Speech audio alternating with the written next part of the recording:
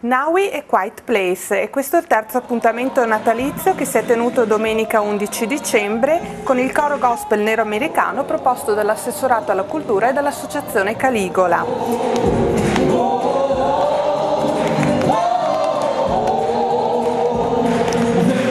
Prosegue così la panoramica su una musica ancora oggi quanto mai viva e ricca di proseliti, non solo nel paese che l'ha vista nascere, gli Stati Uniti d'America, ma anche in Europa.